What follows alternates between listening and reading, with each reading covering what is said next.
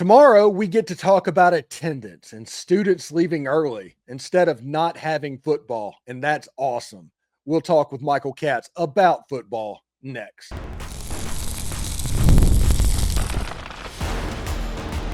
You are Locked On Ole Miss, your daily podcast on the Ole Miss Rebels. Part of the Locked On Podcast Network, your team every day.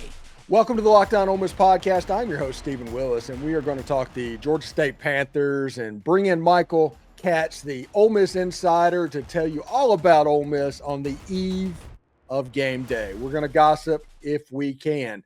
Thanks for making the Locked On Ole Miss podcast your first listen, and please give us a like, subscribe, and comment on your way out. It's free, but it helps the show out a ton. Today's episode is brought to you by Game Time. Download the Game Time app, create an account, and use the code LOCKEDONCollege for $20 off your first purchase. Michael, this is really interesting to me. Antonio Kite was in a battle all through camp, and the rumor got out at the beginning of camp that him and another guy were competing, and the winner of the job was going to get number 8. Well, you look at the roster, and Antonio Kite got number 8. So I assume he won the job. Yeah, it does seem to be the case. I know he's had a good camp, and we've been talking about him as CB1. And with a situation like that, when you are fighting a guy for a number and you seemingly get it, probably bodes well for what they think of you and how you've been performing. Again, he's a highly touted guy. Pete Golding knows him really well. I think that probably bodes really well for Ole Miss.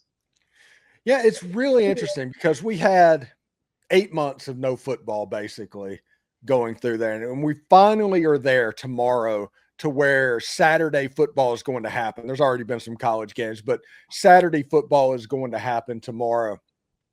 And there are going to be people that you are going to see on the internet complaining about a football game after complaining for 8 months about no football.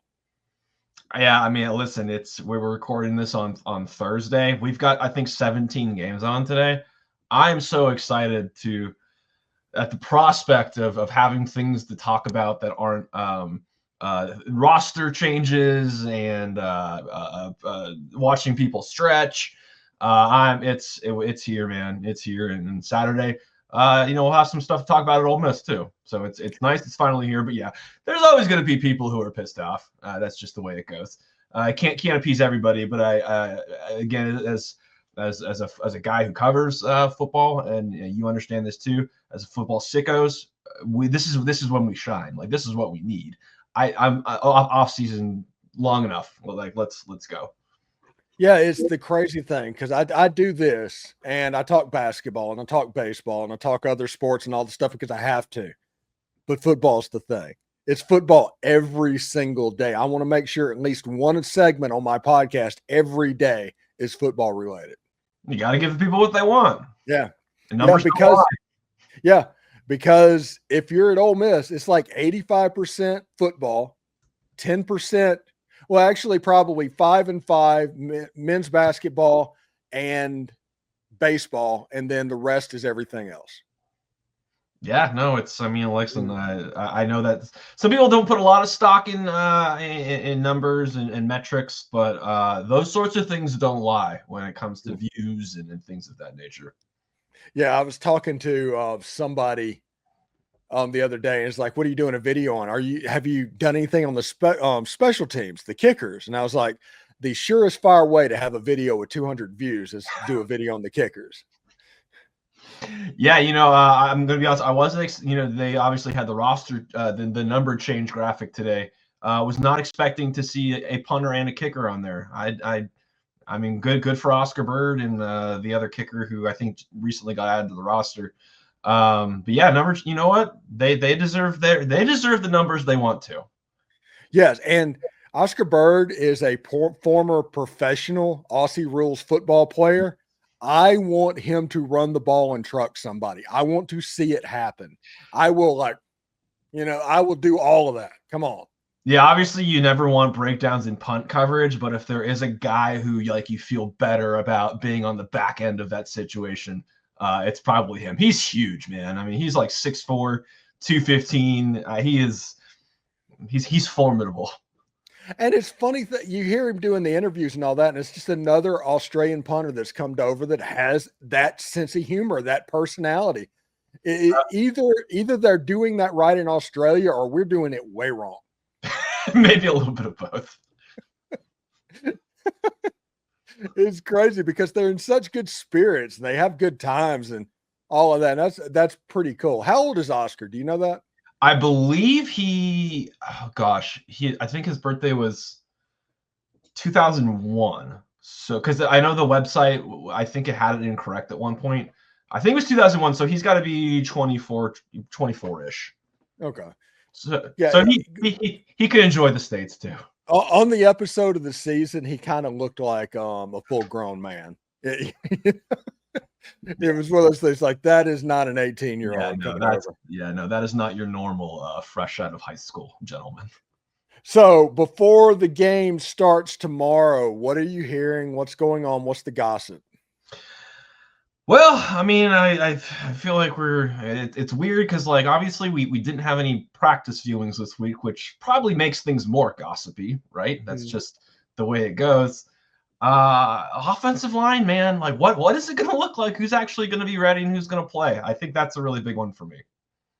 That would be interesting. At least we've gotten to the point to where Ole Miss has 4 players that were kind of projected to be in the starting lineup out of 5, because there was a stretch where they only had like 2 or 1. So 4 out of 5, you'll live with that. I think this is honestly bad news for Georgia State in a little bit, because that means that the starters are probably going to stay in the game because they need reps.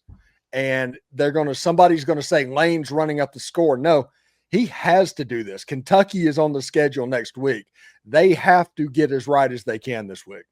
Yeah, I was talking to someone else about this on a show. Like, last year you had 4 games to figure it out. Like, you don't have that luxury anymore. You got this one, and if you're not in rhythm on this one, like, what are the odds it's going to be better at Kentucky? Like, you better get some good feelings coming out of this one, because this schedule comes out really fast this year. Yeah, and it's not like going to Tiger Stadium or going to the Swamp. That's a different task, because Lane Kiffin at home and Lane Kiffin on the road, completely different animals. So the schedule with Mississippi State and Kentucky as the road games, you live with the Georgia and the Oklahoma if those are the only 2. But Lane Kiffin at home, he's been really good. So I expect the team to come out all guns a-blazing, essentially, against Georgia State. And they're probably going to have some good vibes going up to 2-time SEC washout Zach Calzada for the Kentucky Wildcats. Incarnate word legend, please. That's where he got last year, I found out. Incarnate word legend. And I'm sure he's going to be fine. He did beat Alabama. He did. He does have a win over Alabama. He does. That was before he transferred away and became 3rd string in Auburn. And we have seen what the quarterback room has looked like over the last couple of years at Auburn. So I just don't know about that game. I mean, the Georgia State game, Ole Miss is a 5-touchdown favorite in that game. Ole Miss should absolutely dominate that game. If they don't, there's probably more questions that are going to come from that. But if they win that game, Lane Kiffin has been fixated on the Kentucky Wildcats for the better part of the last year. That feels like it has a chance if it can, and if he can do it, it might look like Arkansas and Fayetteville a year ago. Yeah, I mean, that was the one inexcusable blemish from last year, right? Like, obviously, they lost games they shouldn't have lost. Again, LSU, you never trailed until it was over. Florida, that's a game that you felt really good about it for a lot of it. But those are good. Like, those ended up being really good teams, especially Florida. I mean, was as hot as anybody at the end of the season. Obviously, LSU is very good, especially at home. But at Kentucky, that was their one SEC win. I mean, that's tough. I have to imagine that they've been thinking about it for a while. Because again, if they only dropped the LSU and the Florida game last year, they're in the playoff easy. But the Kentucky one just couldn't get past that bad of a loss, and that was a game that they had it. Was it 4th and 10 from inside the 15 or 20, and then there's that long ball to Barian Brown, I think it was. and that game completely flips on its head with almost no time left. Yeah, that was a crazy one, but I have to imagine if they can't get up for that one, I think there's a problem, because I have to imagine that everybody who was on the team last year really wants to go in there and make that a blowout, like you brought up, like the Fayetteville game we saw this past year. Yeah, if you look at it, it's like it's really weird to think of whenever you say that. The Ole Miss playoff, the Ole Miss season, as good as that defense was lost on a 4th and 12 explosive pass play. I mean, that is crazy. As dominant as they was, one missed assignment, all of a sudden just sunk everything. That's how narrow the margins are in college football now. Absolutely, it was that, and then the other one that comes to mind was against LSU when Centurion Perkins, like he had Nussmeier on 4th down. I mean, inches away on a sack, and that game's over if he gets him, and he can't quite do it. And then obviously, they convert another 4th down. A defense that was so good just had a couple slips, but when you lose 3 games by a combined 13 points, it literally is a play here and there. So when we come back, we will talk to Michael Katz all about emptying the notebook and college football. We'll also talk about some of the other games this weekend. But first, college football is back, and I could not be more excited. So Game Time gives you the tailgates, the rivalries, the energies, and the stands. Nothing like it, but let's be real. It's actually more difficult to get tickets at times as it is to score a big win against anybody in the football game. Endless queues, hidden fees, prices jumping at checkout. That is why I use Game Time, the app that gives the advantage back to the fans. It's the easiest way to score last-minute tickets at the best prices with no surprise fees. What you see is what you pay. I pulled up Game Time, and in just a couple of taps, I saw amazing deals. I'm talking about you can get into the Ole Miss Georgia State game for about $21 right now. How about that? So take the guesswork out of buying college football tickets with Game Time. Download the Game Time app, create an account, and use code LOCKEDONCollege for $20 off your first purchase. Terms apply. Again, that's promo code LOCKEDONCOLLEGE for $20 off. Swipe, tap, ticket, go. Download Game Time today. We have an important request. Locked On wants to hear from you. We put together a survey to learn about your listeners and listening habits and to make your favorite podcast even better. This is your chance to tell us exactly what you like, what you don't, and answer questions about our advertising. Go to lockedonpodcast.com/survey to get started. Everyone who completes a survey will be entered into a chance to win one of 10 $100 Amazon gift cards. Again, that's lockedonpodcast.com/survey. You can also find the link down below in the show notes. So thanks for helping out. Hey, Locked On Ole Miss fans, are you still paying full price for gas? Stop leaving money behind. Get real cash back every time you fill up with free Upside. Simply download the free Upside app in the App Store or Google Play right now and start earning cash at the pump today. Use my limited time promo. This is super creative, by the way, football, and get an extra 25 cents back per gallon on your first fill up. You could make up to $300 a year just by buying the gas you already need. At first, I thought it was just too good to be true, but it is completely legit. Real people are getting paid just to make their daily commutes, and you can too. Plus, you can cash out at any time to your bank account, PayPal, an e-gift card for Amazon or other brands. So don't let this offer drive on by. Download the free Upside app today by using my limited promo code football for a limited time 25 cent per gallon bonus. That's promo code football. Offers vary by user and location. Go to upside.com for terms and conditions. So, Michael, we talked over the course of this week and everything, looking at the week one slate is just fantastic. But the games on Saturday that have my attention, first of all, it's the Mississippi State Southern game. It's the best game where the combined win total for both teams a year ago was 3. but that has a chance to be so interesting, especially in M.M. Roberts Stadium. They're actually excited about what's going on. You've got Syracuse that could be a sneaky dangerous against Tennessee. Virginia Tech could bite South Carolina. Of course, you've got Clemson and LSU, and you got Ohio State and Texas. This could be a disaster weekend for the people that wave the SEC flag. Yeah, I'm also interested in that Toledo Kentucky game. Honestly, I mean that's Toledo's a good program. Then they've got they put up a 40 burger or something on Mississippi State last year. Yeah, I mean that's not a gimme. It's gonna be interesting. It's like like the first weekend of March Madness when like all the SEC teams lost and all the haters were like, they're like, well, so we told you the SEC wasn't that good, and then of course, Florida wins the national championship. It could be a weekend like that, but I mean there's a lot of really interesting games. I actually, obviously, like you said, LSU, Clemson, and Texas and Ohio State. I don't think Alabama, Florida State's going to be particularly interesting. Although Gus has a little bit of that black magic. He does. Yeah. He does. But I don't know, man. All the goodwill we all had towards Florida State in 2023, boy, did that go away fast. Yeah, I was like, oh, they were 12-0 and didn't make the playoff. I feel so bad for them. And there's like 2-10. Get it? No. Go stand by Wake Forest. Yeah, I mean that team lost in Ireland, and I don't think they came back. Yeah, the Notre Dame Miami game is sneaky good too.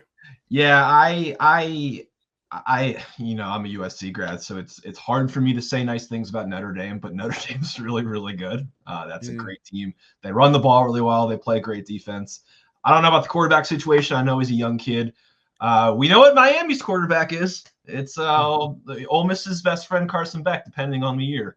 1 year he was great, and the other year he was pretty out. He was kind of all over the place last year. Hey, he knows the Vaught-Hemingway Stadium turf. He understands every blade of grass on that field. He sure does. I believe they printed out a giant blow up of one of the sacks and hung it outside Vaught-Hemingway. Actually.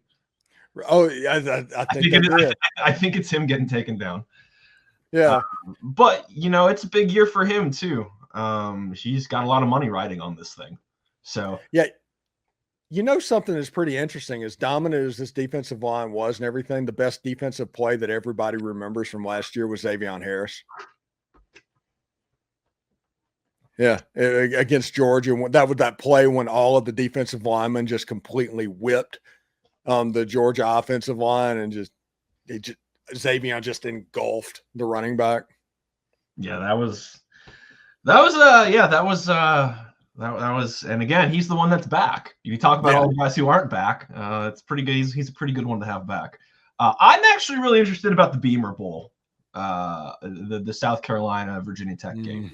I know there's a lot of talk about South Carolina. I think they can be really good, but I'm not going to count Virginia Tech out of this thing, man. They're a good program historically, obviously. It's in Atlanta, right? Yes. It's on Sunday in Atlanta. Yeah, I mean it could be some weird stuff.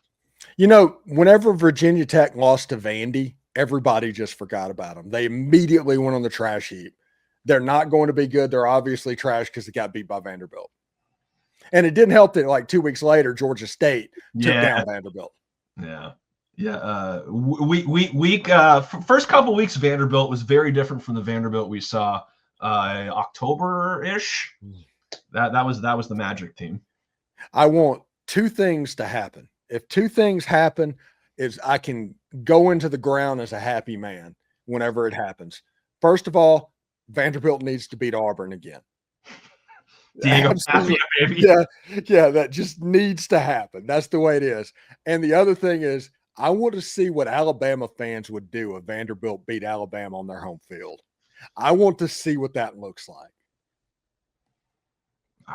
That's almost unfathomable. Yeah. Like there's no way, right? But I don't. Yeah, but they're talking about like we're the sledgehammer and Vandy's the bug, and it's like, yes, you're Alabama and that's Vanderbilt. That's not exactly a good metaphor. What are your thoughts on the LSU Clemson game? That's a really interesting one for me. LSU has not won a season opening game in the last 5 years. As my fiance, who's an LSU grad, lets me know all the time. Clemson is the darling team for college football and the ACC. Anytime the SEC goes on the road to the ACC or the Big 12, there's a chance to get a nice scalp on the wall. Like tonight, Auburn and Baylor, that place is going to be up for that. And Clemson is going to be the same way because you have a chance to take down the big, bad SEC on your home field. I like Clemson in that game, if we're being honest about it.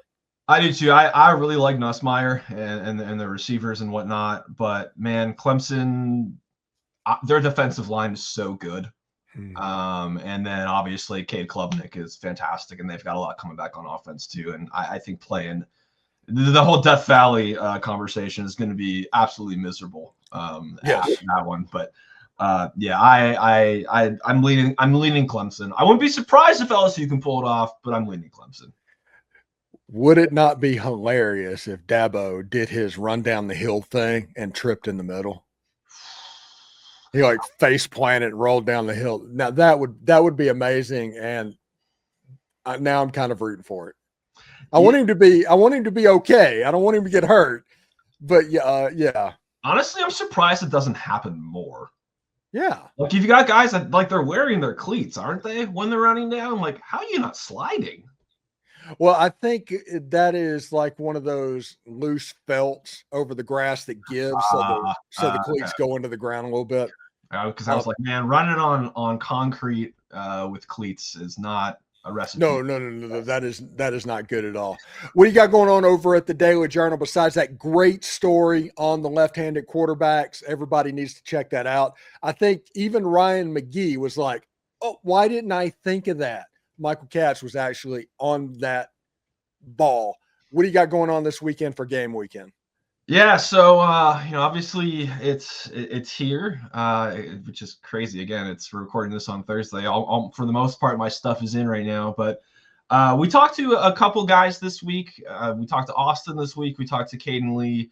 Then we talked to Centurion and TJ Daughtery. I thought it was really interesting talking to TJ a couple of days ago, and he sort of echoed what we've been hearing all off season, is that like we know there's new faces, but we are like the standard is still the standard. Like we are still going to play really, really hard, aggressive football. Like that's a non-negotiable. So that was my story today. It was just kind of going over what TJ had to say, and he's also very excited about this new defensive line. Again, echoing what everybody said.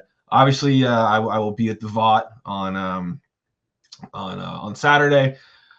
Coverage of that game, and then obviously some follow-up stuff the next day. I know for me personally, I'm going to be watching every pass Austin throws and seeing how it veers.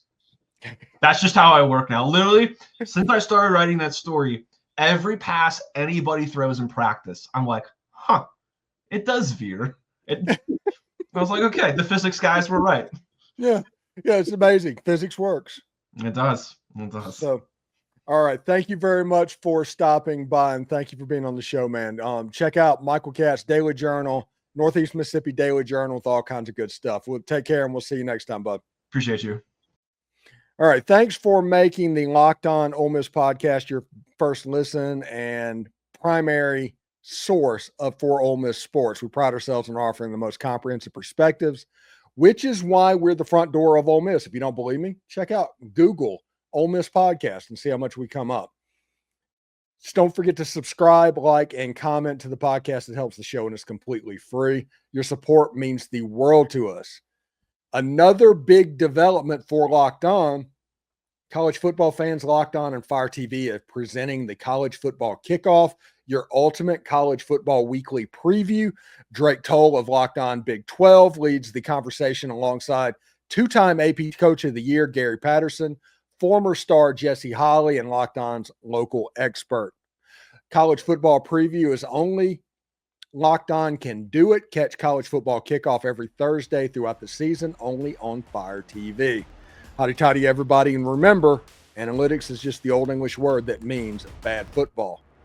We got a football game tomorrow. See you later.